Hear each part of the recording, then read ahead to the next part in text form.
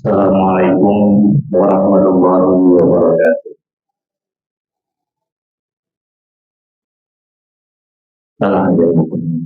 Al-Fatihah.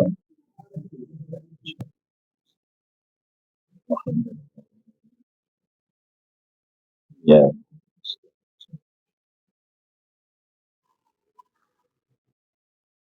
Alhamdulillahirabbil alamin wassalatu wassalamu ala sayyidina Muhammadin wa ala alihi wa sahbihi ajma'in amma ba'd.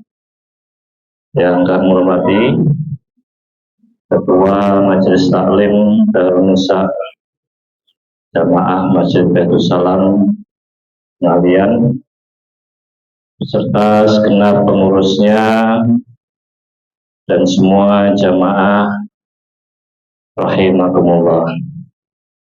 Alhamdulillah pada sore hari ini kita bisa hadir di Masjid Baitus Salam ini untuk melanjutkan kajian tentang Adabul Mar'ah.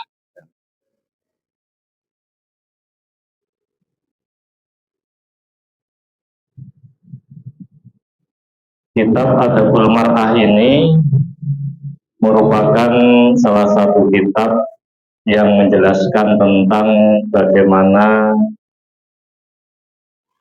adab atau perilaku seorang perempuan atau seorang istri yang solehah itu baik di dalam kehidupan rumah tangganya maupun di dalam masyarakat, yang itu dikutip dari beberapa hadis yang disampaikan oleh Rasulullah SAW. Sore hari ini saya akan menyampaikan lanjutan hadis. Qala Rasulullah SAW, waja'an Nabi SAW annahu qala arba'atun binan nisa'i bil jannah wa arba'atun binnar.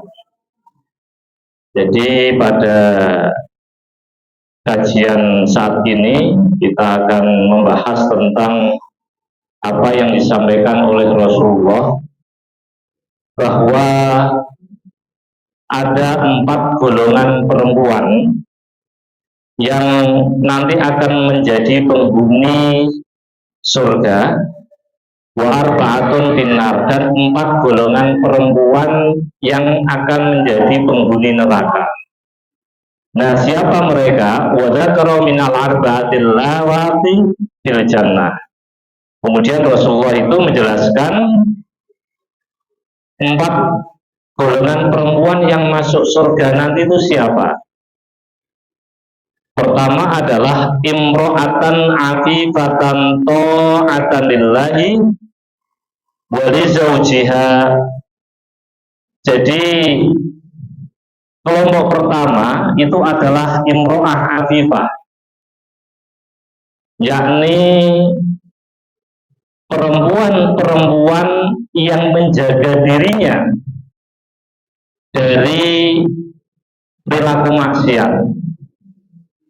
Terus yang mangke menghuni surga niku perempuan yang afifah. Afifah niku ngrekso awake dari perbuatan maksiat, ta'atan lillah, dan bertaat atau patuh kepada Allah, wali zaujiha, dan kepada suaminya.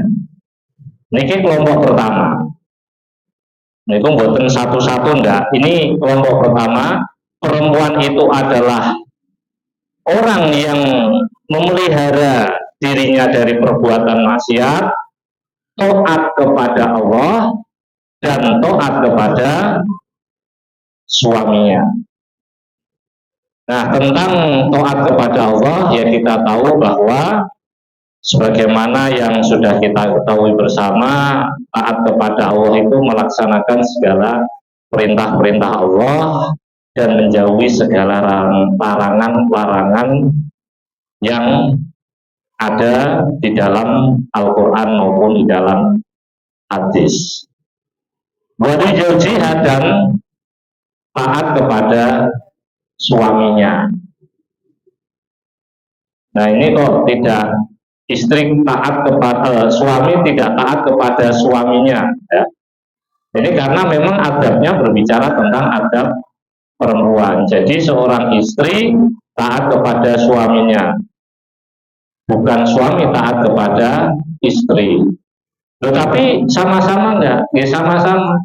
Jadi istri juga taat kepada suami, suami juga taat kepada istri dalam hal-hal kebaikan. Nah, kalau ada hadis yang mengatakan law kuntu amiron ahadan ayyasjuda li ahadin la amartul mar'ata antasjuda li zaujiha. Yen ono wong iku oleh nyembah marang manusa liyane, maka aku perintahkan wong wadon atau seorang istri itu sujud kepada suaminya. Lah hadis ini sebetulnya hadis memang benar menjelaskan tentang ketaatan seorang istri kepada suaminya, tetapi perlu diketahui bahwa hadis ini itu wonten asbabul wurudnya, ibu-ibu. Asbabul wurud itu nopo? Ya nanti kalau ditanya bahwa manusia kalau boleh menyembah manusia, itu Kanjeng Rasul ngendikan loh, seorang istri harus patuh kepada suaminya. Nah itu ada asbabul wurudnya, ada sejarahnya. Kenapa Rasulullah itu sampai bersabda seperti itu? Ini ada diceritakan di dalam hadis. Suatu saat Mu'ad bin Jabal, ya, sahabat Rasulullah itu pulang dari Syam. Ketika pulang dari Syam, Mu'ad itu menyaksikan orang-orang itu pada sujud kepada pendetanya, pada rohibnya. Nah, ketika pulang Mu'ad bin Jabal itu ketemu Rasulullah, kemudian dia itu sujud kepada Nabi Muhammad. Nah, kemudian Nabi Muhammad itu kira-kira begini, loh, ini ngapain lo kamu sujud kepada saya itu? Nah, maka Kanjeng Rasul kemudian menghentikan, ya, ojo sujud ngene iki, tidak boleh sujud kepada manusia itu, termasuk kepada saya. Andai ada orang boleh bersujud kepada orang lain, maka aku perintahkan seorang istri itu bersujud kepada suaminya. Nah ini sebetulnya menegaskan bahwa orang itu tidak bersujud, tidak boleh bersujud kepada orang lain. Nah kenapa Kanjeng Rasul itu mengibaratkan seorang perempuan itu harus bersujud kepada suaminya? Karena kita ketahui bahwa seorang suami itu memiliki tanggung jawab yang besar terhadap istrinya, baik dari nafkahnya, kemudian dari kebutuhan-kebutuhan istri dan anak-anaknya, kebutuhan pendidikan dan yang lain-lain, sehingga istri itu sujud kepada suaminya. Nah, oleh karenanya apa yang disampaikan oleh atau peristiwa Mu'ad bin Jabal ini hanya sekedar menggambarkan bahwa manusia tidak boleh bersujud kepada manusia. Dia termasuk seorang istri tidak boleh bersujud kepada suaminya.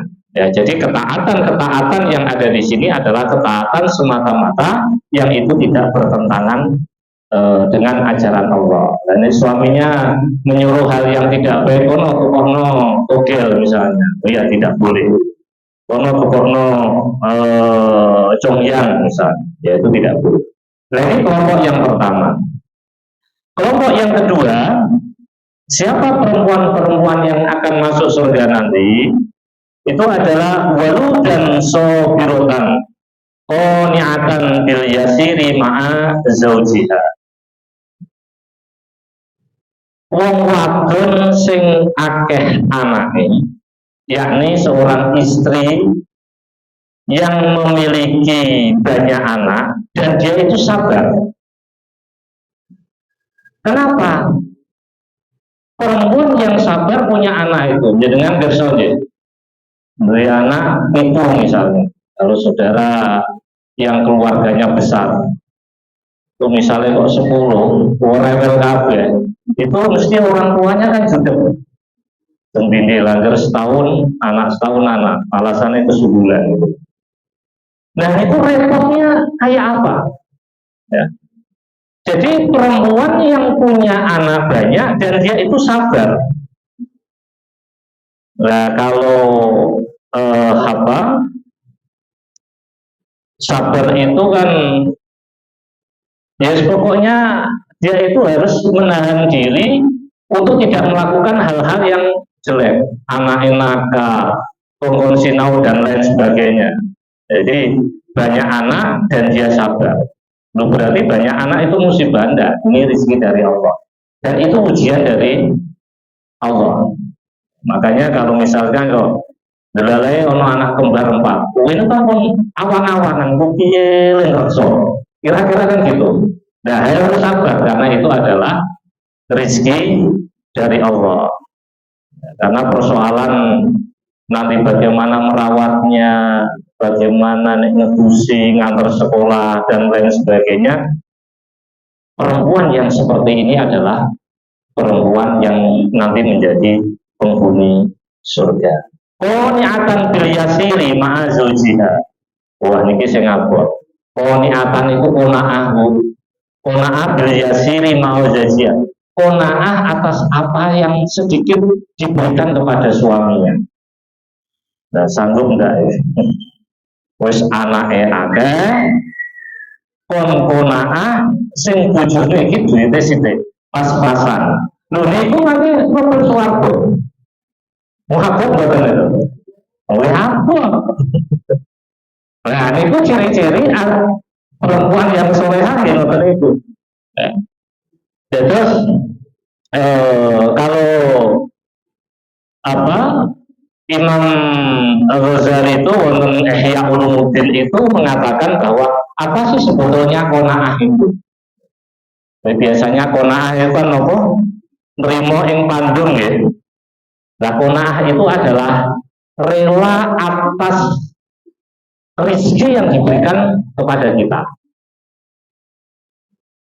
Terus kita diparingi rezeki saking Allah itu ya kita ikhlas. Diwehi sithik ya alhamdulillah, diwehi akeh ya alhamdulillah, ora diwehi ya alhamdulillah, awake seger kuwarasan. Diwehi akeh bareng ngono terus mlebu rumah sakit operasi ya langsung kelas. Nah, maka Imam Ghazali itu mendikan bilih qanaah itu adalah rela atas rezeki yang diberikan kepada Allah dan dia itu tidak berharap selain dari yang diberikan oleh Allah. Maksudnya ya yang diterima inilah yang kita miliki. Ora usah grangsang iri karo rezeki wong liya, banding-bandingke karo wong liya apalagi melakukan hal-hal yang tidak baik. Dan juga ia tidak berkeluh kesah. Nah iya yo, aku tak rewangi mangkat esok jam 10 mangkat, balik tekan omah Isa. Rezeki kok semene tok. Iki lho tungguku, mangkat pirang jam kowe wis ndolong-ndolongan. Ya boten. Nah, itu termasuk sikap yang tidak qanaah. Tentu sikap qanaah itu rela atas apa rezeki yang diberikan kepada Allah dan kita tidak berharap dari selain yang diberikan oleh Allah, cara korupsi, maling dan seterusnya, dan kita menjauh sikap dari keluh kesah.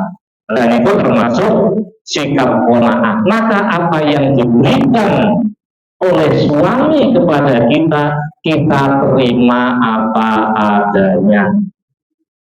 Kita terima padanya. Mulai dituntut berat-berat ya sakit bojone. Mungkin istri yang solehah ya, ngoten itu. So, balik dua semene tok. Nah, kalau apa rasa balik. Ini saya nomor kali. Yang nomor 3, data hayain wa in ghoda anha zawjuha hafidhat nafsaha wa malaha. Yang nomor 3, perempuan-perempuan nanti yang menghuni surga itu adalah perempuan yang memiliki rasa malu, jadi punya sikap isin, ya. Ketika apa? Wa in ghaba anha zawjuha. Jadi ketika suaminya itu tidak ada di rumah, maka dia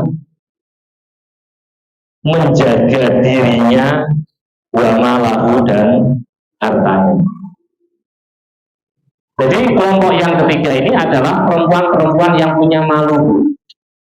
Dosa niku wong wadon niku ya ora wadon kok. Orang laki-laki juga itu kadang tidak punya sikap malu. Nggih pun. Panjenengan lihat di media sosial, Masya Allah, dengan media sosial sekarang ini kita bisa melihat apa saja yang kita hendaki.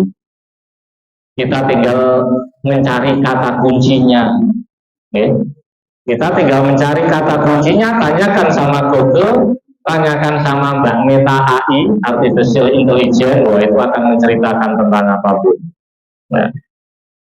Nah, maka perempuan yang memiliki rasa malu itu akan menjadi penghuni surga.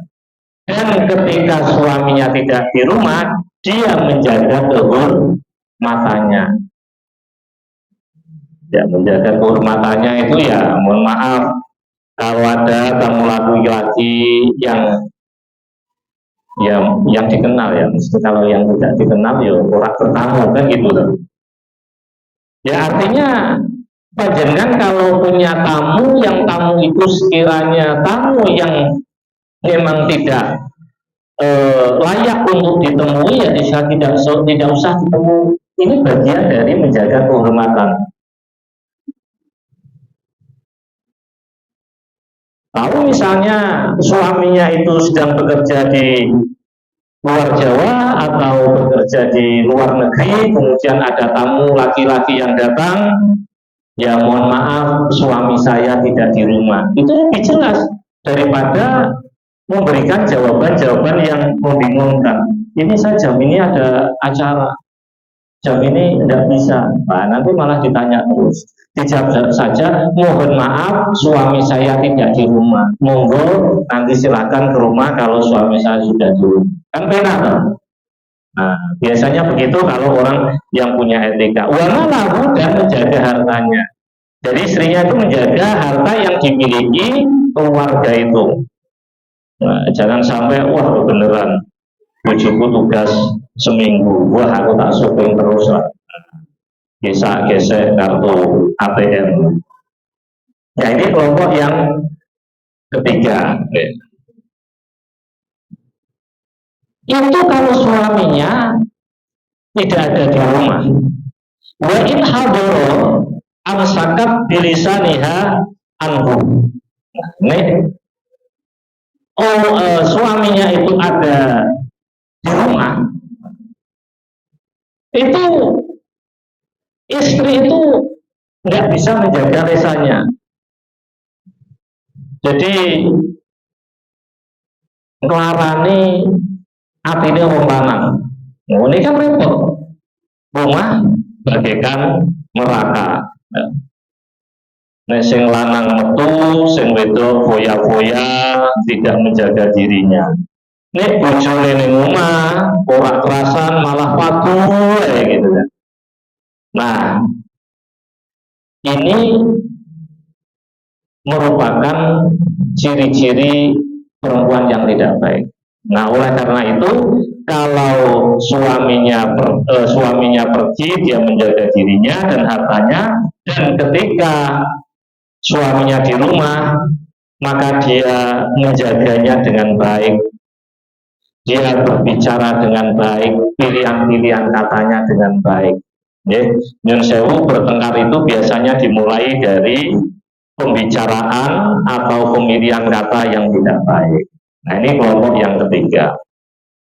Kelompok yang keempat menurut Kanjeng Rasul, wa mro'atun mata zawjuha walaha auladun sighar wa habisat nafsaha ala auladiha wa rabbatun wa ahsanat ilaihim walam tazawwaj khosyatan ayyudayyahu. Golongan yang keempat, perempuan-perempuan nanti yang masuk surga itu adalah perempuan yang suaminya meninggal dunia. Ini kamu dikasih titik loh gitu.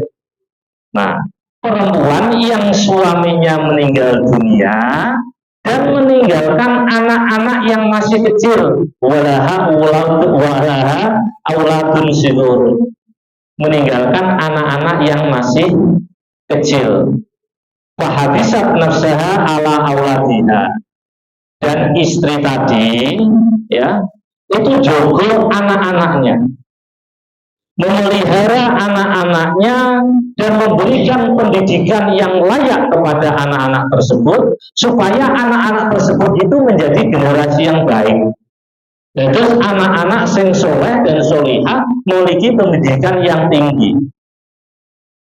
Apa betul? Apa? Wis ditinggal mati bojone, anake akeh tur cilik-cilik, piye carane ngrumati anak, memelihara anak, memberikan pendidikan anak dan membiayai anak dalam kehidupan dan pendidikannya.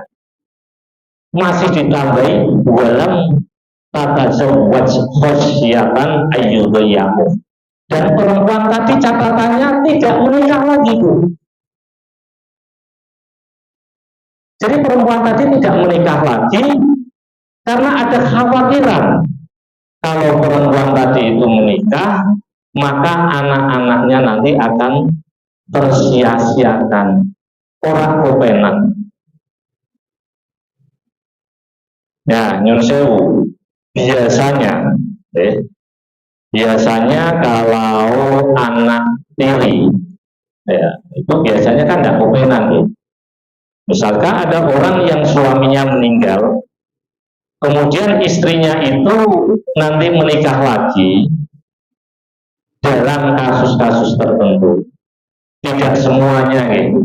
Dalam kasus-kasus tertentu itu anak-anaknya orang kopenan karena barangkali mohon maaf sing ibu lagi seneng-senengin ibu jualnya. Demikian pula bapak lagi seneng-senengin ibu jual, anak-anaknya orang kopenan, apalagi ada istilah anak tiri. Nah, maka kelompok yang empat ini adalah kelompok nanti yang akan menjadi penghuni surga. Bojone mati, anaknya akeh cilik-cilik, dia memelihara anaknya itu dengan baik, memberikan pendidikan yang baik supaya menjadi generasi yang baik, dan dia juga tidak menikah karena khawatir nanti kalau menikah anak-anaknya yang masih kecil itu tidak terawat dengan baik. Itu nanti akan masuk menjadi penghuni surga. Nah, inilah empat kelompok tadi yang akan menjadi penghuni surga. Nah, pertanyaannya, kita mau masuk pintu surga lewat kelompok yang satu, kelompok dua, kelompok tiga, apa kelompok empat? Oh, aku coba Pak menebus swarga. Nah, ini kata Rasulullah seperti itu. Jadi empat kelompok tadi merupakan kelompok yang akan masuk surga, di mana Rasulullah ini menjelaskan bahwa adab seorang perempuan itu harus sesuai dengan ajaran Al-Quran dan ajaran Kanjeng Rasul Nabi Muhammad Shallallahu Alaihi Wasallam. Dari beberapa tadi, ya, beberapa golongan tadi, ini tentu semuanya itu adalah merupakan bagian dari kehidupan manusia. Baik yang pertama menjadi seorang perempuan yang taat kepada Allah, juga memelihara dirinya dari segala tindakan maksiat dan taat kepada suaminya. Yang kedua, yang anaknya banyak, ya, banyak anak dan dia sabar menerima segala apa yang diberikan oleh suaminya meskipun itu sedikit dan Kelompok-kelompok yang ketiga adalah mereka yang memiliki sikap malu, dan orang yang memelihara dirinya ketika suaminya tidak ada di rumah, dan ketika suaminya di rumah maka istri itu menyenangkan suaminya bagaikan rumah itu menjadi surga. Dan kelompok yang keempat tadi adalah seorang perempuan yang diuji oleh Allah, suaminya dipanggil oleh Allah, anak-anaknya banyak, dan perempuan tadi adalah bertanggung jawab untuk membesarkan anak-anaknya untuk menjadi generasi yang baik, sementara dia mengorbankan diri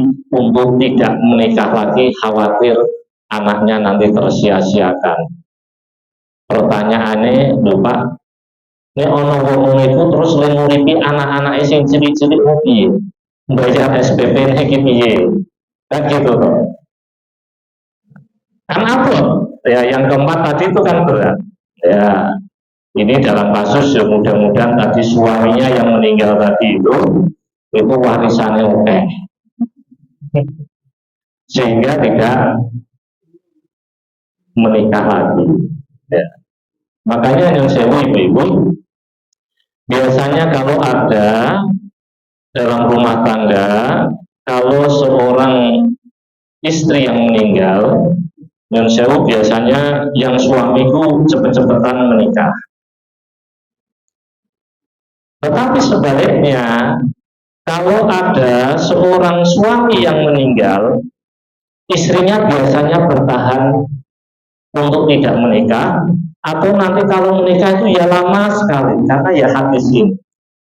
Karena seorang ibu itu lebih merasa dekat kepada anak-anaknya karena mengandung anak-anaknya, dan lebih tahu tentang kebutuhan anak-anaknya, bagaimana ketika dilahirkan, kemudian bagaimana memandikan, menyusui, hormati mulai dari bayi itu bangun tidur sampai tidur lagi.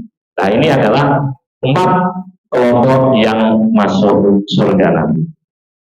Kemudian dilanjutkan oleh Rasulullah, sumaqala sallallahu alaihi wasallam, wa ammal arba'atu allawati bin nari. Kemudian Rasulullah menjelaskan, kalau tadi 4 golongan yang akan masuk surga, nah yang 4 golongan perempuan lagi yang masuk neraka itu yang seperti apa? Nah, yang pertama adalah pamro'atun badiyatul lisani ala zawjiha. Nah, pertama adalah perempuan badiyatul lisan. Badiyatul lisan itu perempuan yang jelek omongannya terhadap suaminya. Jadi seorang istri yang kalau ngomong itu udah menyakitkan, layak duri yang menancap di dalam tubuh kita. Di rumah lain, ujungnya gak kerasan di rumah. Nah, ini adalah mereka nanti yang menghuni neraka. Pamro'atun badiyatul lisan, wong wadon sing omongane elek-elek terhadap suaminya. Ya, terhadap orang lain, ayo berdoa gitu. Banyak nggak Bu perempuan yang lesannya gak dijogo? Banyak ya, di medsos itu ngomongnya ngalor ngidul gitu kan. Bahkan dunia medsos sekarang orang chatting sampai tengah malam dan lain sebagainya. Nah, dia tidak tahu bahwa apa yang dia lakukan itu sebetulnya bagian yang tidak sesuai dengan ajaran Kanjeng Rasul. Ya. Dan perempuan tadi apa? In ghaba anha zawjuha lam tasun nafsaha. Kalau suaminya itu tidak di rumah, dia itu tidak menjaga dirinya. Tidak menjaga dirinya itu ya suaminya keluar, disebut keluar, buyar-buyur gitu kan. Bahkan dengan laki-laki lain. Ya. Ibu, kamu kok koncoku kantor, ya kok doain. Ya. Jadi mohon maaf. Ibu rahimakumullah, bahwa ketika kita bekerja di instansi atau di pabrik atau apa, itu kan ada laki-laki dan ada perempuan. Maka tugas-tugas yang dilakukan itu adalah tugas-tugas yang memang sesuai dengan jobnya. Dalam melaksanakan tugas, ya harus tahu batasan-batasannya. Misalkan diberikan tugas, nanti kamu berangkat ya, Mira ke Jogja bersama Pak Susilo. Mudah-mudahan tidak ada di sini namanya Pak Susilo. 2 orang saja. Kira-kira baik nopo boten? Bu Mira sama Pak Susilo berangkat ke Jogja, atau panggil jenengan, loh, Bu Mira kan tetangga saya, itu sama siapa? Nah, maka dalam hal ini kita harus tahu, jangan sampai apa yang kita lakukan itu menimbulkan fitnah. Nah, demikian pula pimpinan ketika memberikan tugas kepada anak buahnya juga harus tahu mana etika yang harus dipenuhi. Ya, jangan sampai laki dan perempuan saja. Tambahi misalnya perempuannya 2, lakinya 1, ya supaya tidak menimbulkan fitnah. Ibu kan hal zawjuha lam tasun nafsa. Jadi supaya tidak menimbulkan fitnah. Wa in hadara adatku. Dan jika suaminya itu di rumah, maka membuat sakit. Maaf, jika suaminya di rumah, maka istri tadi itu membuat sakit suaminya. Ya, maksudnya apa? Maksudnya itu ya apa yang dibicarakan, apa yang disampaikan itu membuat suami itu tidak enak, tidak nyaman. Nah, ini kelompok yang pertama yang akan menghuni neraka nanti, yakni perempuan yang lesannya tidak baik, omongannya tidak baik, dan dia tidak menjaga dirinya dan kehormatannya ketika suami tidak berada di rumah, dan dia menyakitkan suaminya ketika suaminya berada di rumah. Yang kedua, wamru'atun takallafa zaujaha ma la yutiku. Kelompok yang kedua adalah perempuan yang memberikan beban kepada suaminya, yang beban itu tidak mampu dilakukan oleh suaminya. Jadi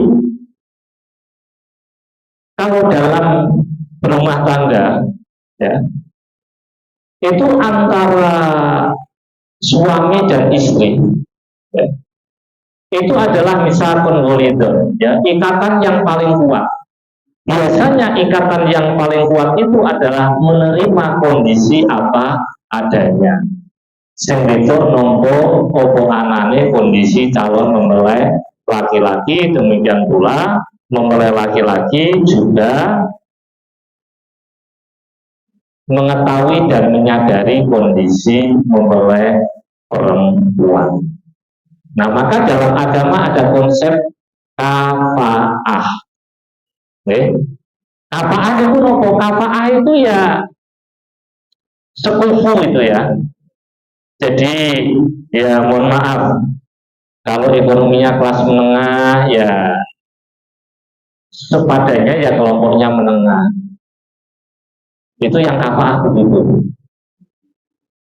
Nah, tapi boleh nggak misalnya yang sewu orang duwe terus nyobojo wong sing sangat suki, ya oleh. Boleh. Tetapi dalam ajaran agama itu mencari yang sekufu. Ya, misalnya kalau ekonominya segitu ya saya nanti tak mencari ekonominya yang sejajar. Ya, ini pun dimaklumi di dalam ajaran agama itu. Nah, kita tahu bahwa hadis yang lain juga mengatakan tungkahul mar'atu li arba'in, pilih perempuan itu atau mencari pasangan laki-laki atau perempuan untuk dijadikan suami atau istri, itu carilah yang ayu, yang ganteng. Yang kedua adalah sing sugih. Yang ketiga adalah yang nasabnya bagus, dan yang keempat adalah yang agamanya bagus. Tapi faktor bidadudin taribat jadata. Maka utamakanlah agama itu. Kalau agama tidak diutamakan, maka kamu nanti akan sengsara, kira-kira gitu. Karena apa? Karena agama itu singgah diri awak dewi. Kita melakukan baik dan buruk itu biasanya berangkatnya dari ajaran agama. Nah, sehingga dengan sepupu tadi itu saling mengerti dan menyadari kondisi masing-masing. Maka kelompok yang kedua ini adalah perempuan yang membebani suaminya luar biasa, di luar kemampuannya. Wis ngerti gajinya pas-pasan, ini itu Pak yo nggak nyari sepeda mobilnya ditukar di luar kemampuannya, iki nyiksa bojone. Ya. Nah, ini yang tidak boleh. Ya. Jadi dulu kita menerima apa adanya, ya dalam rumah tangga, ya kita menerima apa adanya. Kondisi suka dan duka dijalani secara bersama-sama, ya, dengan tadi sikap sabar dan sikap qanaah. Kemudian kelompok yang ketiga, mereka perempuan-perempuan yang nanti masuk neraka, itu adalah wamro'atun latas turu nafsaha anir rijali wa tahruju min baitiha mutabarrijatan. Kelompok yang ketiga adalah perempuan-perempuan yang tidak menutup auratnya, perempuan-perempuan yang tidak menutup dirinya dari laki-laki. Maksud itu apa? Ya caper misalnya. Caper itu salah satunya misalnya menutup aurat dengan kain tetapi masih terlihat bentuk tubuhnya. Nah, itu termasuk caper, ya, cari perhatian. Maka layas turun nafsa anirijal itu termasuk di dalamnya orang yang tidak menutup aurat supaya memperoleh perhatian dari laki-laki lain. Nah, oleh karena itu di dalam ajaran Islam itu kan pun diajarkan nek ngaji iki pakaiannya yo piye disesuaikan. Kalau mau kondangan, mau resepsinan, pakaiannya juga disesuaikan. Ke tempat wisata, pakaiannya juga disesuaikan. Ya, jangan sampai kita salah dalam berkostum. Mau resepsi pakai training di olahraga, lo kok pakai training yo mampir gitu. Ini namanya salah kostum. Ya. Mesti jadi perhatian, kok resepsi kok pakai pakaian aneh. Nah, kelompok yang ketiga ini perempuan yang tidak menutup auratnya. Aurat perempuan itu nopo, jadi ilal kapen wal wajah. Jadi selain epek-epek dan muka, itu kan aurat perempuan batasannya seperti itu. Dan sewu, kalau kita lihat ada orang yang auratnya terbuka, ya memang disengaja karena menggunakan pakaian-pakaian yang memang mini misalnya, itu kan pasti memberikan perhatian kepada orang lain kan. Nah, itu termasuk yang tidak diperbolehkan. Oleh karena itu, kalau kita punya anak-anak perempuan, mari kita jaga Bu, anak-anak kita. Kita ajari anak-anak kita dengan baik. Mulai bagaimana tata cara menggunakan pakaian, ya. Auratnya di mana dijelaskan. Jangan sampai anak-anak kita itu selalu salah kostum, auratnya terbuka. Ini tanggung jawab yang sepuh. Ya. Karena nanti jenengan akan dimintai pertanggungjawaban. Loh, anakmu kok ngono piye? Nanti kok anakmu kok ini kenapa? Apalagi sampai mohon maaf, kita membiarkan anak-anak kita itu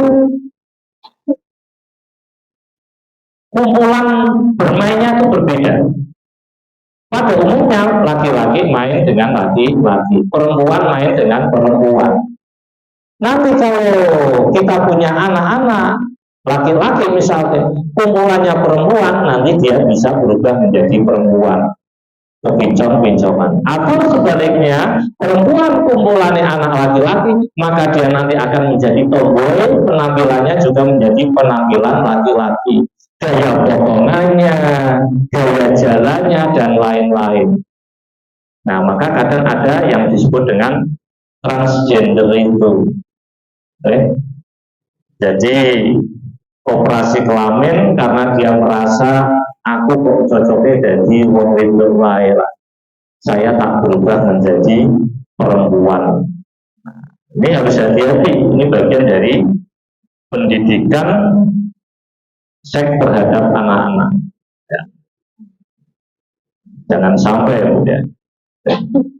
Bahkan rujuk BPTH mutabarijatan. Nah, kelompok yang ketiga, perempuan yang tidak menutup auratnya dari pandangan laki-laki lain, itu juga kalau perempuan itu dia keluar dari rumah mutabarijatan, solehnya luar biasa.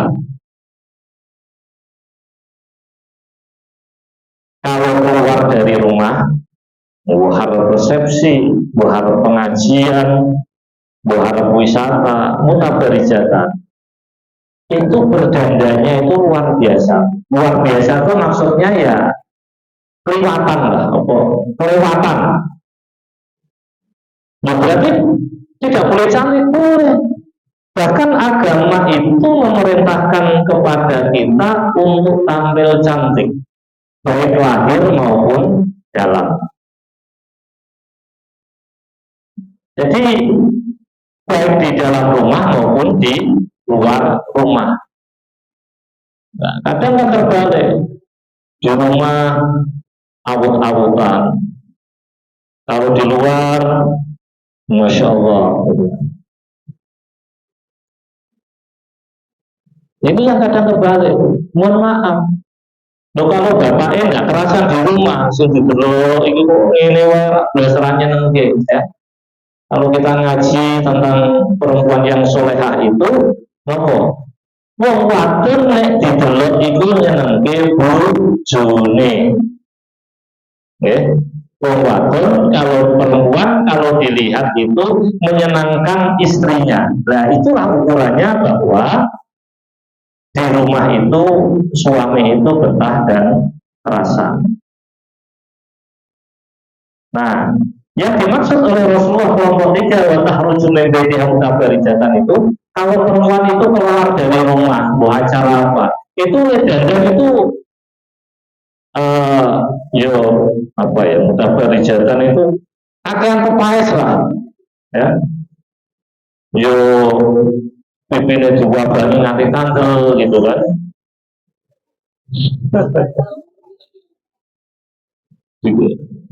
Pokok pipinnya sing abang, bukan keliru, lipstick yang tinggal kan.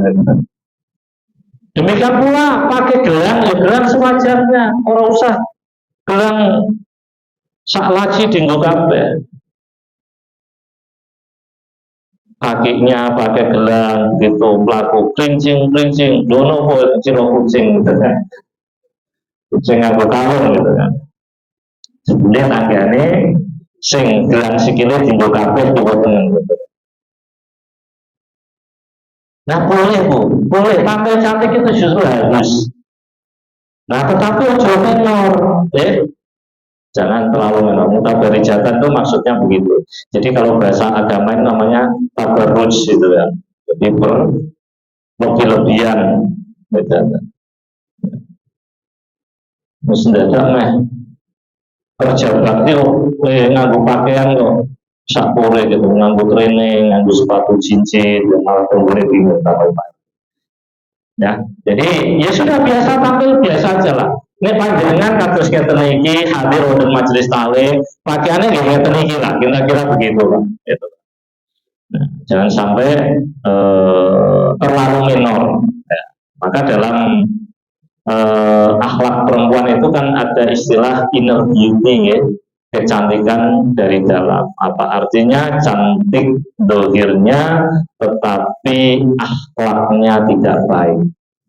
Maka akhlak itu menjadi kunci utama di dalam kehidupan kita.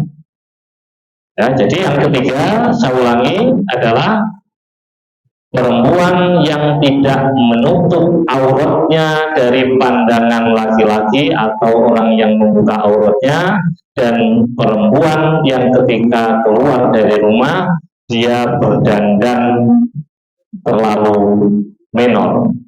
Nah, ini kelompok yang ketiga. Kemudian yang keempat, kata Rasulullah, siapakah perempuan-perempuan nanti yang masuk neraka?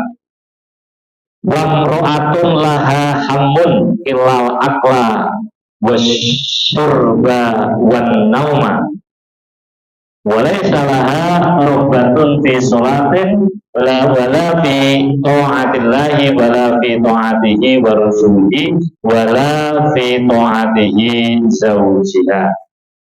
Nah, kelompok yang keempat yang menjadi penghuni neraka itu adalah perempuan-perempuan yang memiliki hamun itu yang memiliki keinginan ya atau tujuan bahwa hidup itu ya pokoknya kanggo mangan, untuk makan, minum dan tidur.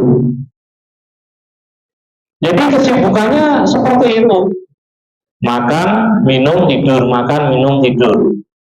Nah itu nanti dia termasuk penghuni neraka. Walaysa laha rubbatun fi sholatin. Dan dia tidak punya keinginan untuk melaksanakan sholat. Orang senang sholat, berarti tidak meninggalkan sholat. Padahal sholat itu adalah kunci untuk memasuki surga. Wala fi ta'atillah, dan dia juga tidak taat kepada Allah, wala fi ta'atihi wa rusulihi, dan dia juga tidak taat kepada rasul-rasul atau utusan Allah, wala fi ta'ati zawjiha, dan tidak taat kepada suaminya. Jadi komplit, mangan, turu, tidak sholat, tidak beribadah, tidak baca sholawat, ora taat karo bojone teko mbangke, bojone lunga mbangke, wis pokoknya mangan ngombe turu. Nah, itu adalah kelompok yang nanti menjadi penghuni neraka.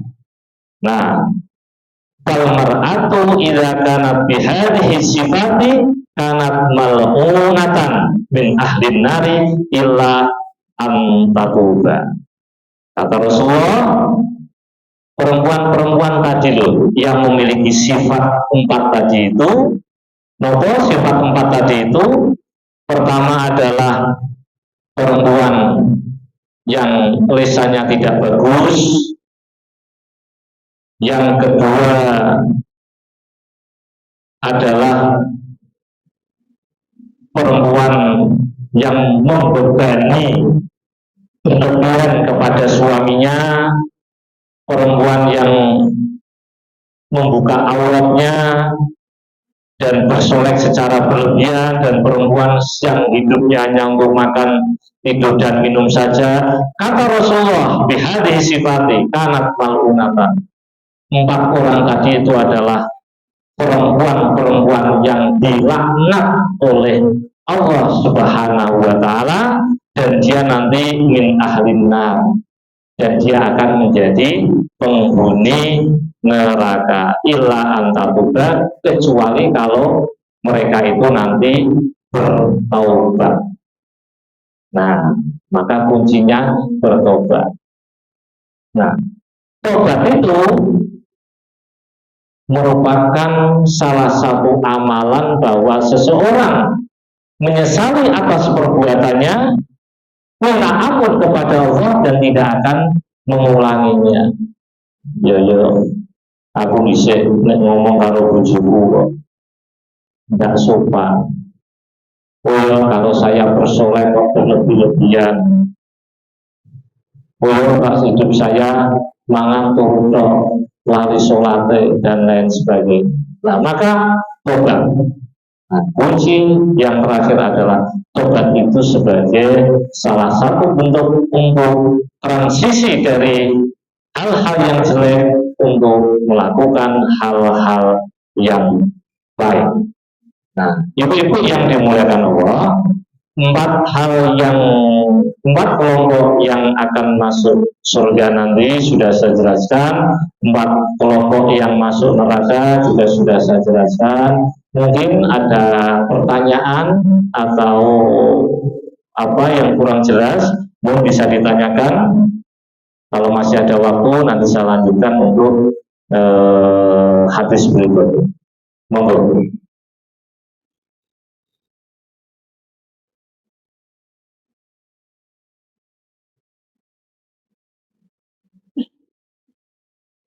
Wonten boten? Tidak ada? Masih ada waktu? Sampun.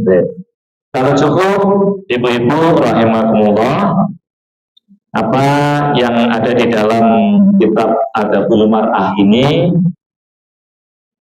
bisa kita camkan dengan baik, kita muhasabah, kita mengevaluasi diri kita, apa pesan-pesan yang disampaikan oleh Rasulullah tadi bisa kita laksanakan dengan baik, dan kita bisa menjadi seorang istri, menjadi istri yang solehah, amin Allahumma amin.